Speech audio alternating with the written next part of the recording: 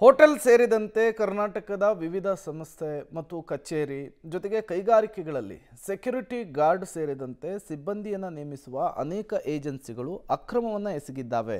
ವಾರ್ಷಿಕವಾಗಿ 500 ರಿಂದ 1000 ಕೋಟಿಯಷ್ಟು ಅಕ್ರಮ ಆಗಿದೆ ಅಂಥೇಳಿ ರಾಜ್ಯದ ರಾಜ್ಯಪಾಲರಿಗೆ ಪಂಚತಾರಾ ಹೋಟೆಲ್ನ ಕಾರ್ಮಿಕ ಸಂಘದ ಅಧ್ಯಕ್ಷ ಸುಭಾಷ್ ಚಂದ್ರ ಅವರು ದೂರು ಕೊಟ್ಟಿದ್ದಾರೆ. ಖಾಸಗಿ ಏಜೆನ್ಸಿಗಳು ಗ್ರಾಚ್ಯುಟಿ ವೇತನ ಪಾವತಿಯಲ್ಲಿ ಮೋಸವನ್ನು ಎಸಗ್ತಾ ಇದೆ.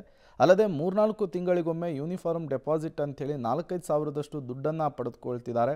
ಕಾರ್ಮಿಕರು ಇದನ್ನು ಪ್ರಶ್ನಿಸಿದರೆ ಕಾರ್ಮಿಕರ ಹೆಸರನ್ನು ಬ್ಲಾಕ್ ಲಿಸ್ಟಿಗೆ ಸೇರಿಸೋದು, ರಜೆ ತಡೆಯೋದು, PF ESI ಸಮಸ್ಯೆ ಮಾಡೋದು ಮಾಡ್ತಿದ್ದಾರೆ. ಹೀಗಾಗಿ ರಾಜ್ಯಪಾಲರು ಮಧ್ಯಪ್ರವೇಶವನ್ನು ಮಾಡಬೇಕು, ಸಮಸ್ಯೆಯನ್ನು ಬಗೆಹರಿಸಬೇಕು ಅಂಥೇಳಿ ಮನವಿ ಕೂಡ ಮಾಡಿಕೊಂಡಿದ್ದಾರೆ. ಈ ಕಂಪ್ನಿ ಸಿಸ್ಟಮ್ ಏನು ಅಂದರೆ, ಇವರು ಕಂಪ್ನಿಯವರು ಮ್ಯಾನ್ ಪವರ್ ಸಪ್ಲೈ ಮಾಡ್ತಾರೆ. ಈಗ ಲೇಬರ್ ಆ್ಯಕ್ಟ್ ಒಳಗೆ ಇವರೆಲ್ಲ ತಪ್ಪಿಸ್ಕೊಳಕ್ಕೆ ಪರ್ಮನೆಂಟ್ ಎಂಪ್ಲಾಯ್ಸ್ ಅಂತಂದರೆ ನಿಮಗೆ ಪರ್ಮನೆಂಟ್ ಎಲ್ಲ ಫೆಸಿಲಿಟೀಸ್ ಕೊಡಬೇಕು, ಗ್ರ್ಯಾಚ್ಯುಟಿ, PF ESI ಎಲ್ಲ ಕೊಡಬೇಕು. ಇವರೇ ಮಾಡ್ತಾರೆ, ಸೆಕ್ಯೂರಿಟಿ ಮುಖಾಂತರ ಅಪಾಯಿಂಟ್ ಮಾಡ್ಕೊಳ್ಳಿ. ಇದು ಈ ಮಲ್ಟಿನ್ಯಾಷನಲ್ಸ್ ಕಂಪ್ನಿ ಒಂದು ಹುನ್ನಾರ. ಇದು ಅವರಿಂದ ಸೆಕ್ಯೂರಿಟಿಯಿಂದ ತಗೊಂಡು ಅವ್ರು ಡೈರೆಕ್ಟ್ ಕಂಪ್ನಿ ದುಡ್ಡು ಕೊಡೋದು, ಕಂಪ್ನಿಯವರು ಇವರಿಗೆ ಸ್ಯಾಲ್ರಿ ಕೊಡೋದು. ಅಂದರೆ ಯಾರಿಗೂ ಮಧ್ಯೆ ಅಕೌಂಟಬಿಲಿಟಿ ಇಲ್ಲ. ಇಲ್ಲಿ 3 ಸ್ಯಾಲ್ರಿ ತಗೊಳ್ತಾರೆ ಒಬ್ಬ ಮನುಷ್ಯನಿಂದ, 2 ಸ್ಯಾಲ್ರಿ ಮಾತ್ರ ಅವನಿಗೆ ಕೊಡ್ತಾರೆ. ಅವ್ನು 1 ಸ್ಯಾಲ್ರಿ ಅವನು ಇಟ್ಕೊತಾನೆ, ಏಜೆಂಟ್ ಇಟ್ಕೊತಾನೆ. ಇದು ಹಗಲು ದರೋಡೆ. ಇದು ಯೂನಿಫಾರ್ಮ್ ಡೆಪಾಸಿಟ್ ಅದಕ್ಕೂ ದುಡ್ಡು ಇಸ್ಕೊಳ್ತಾರೆ. ಯೂನಿಫಾರ್ಮ್ ಕೊಡಬೇಕು ಆ್ಯಕ್ಚುಲಿ ಅವ್ರು ಸೆಕ್ಯೂರಿಟಿಗೆ. ಆ ಯೂನಿಫಾರ್ಮ್ ದುಡ್ಡು 4,000 3,000 ನೀನೇ ಕೊಡು ಅಂತ ಹೇಳ್ತಾರೆ.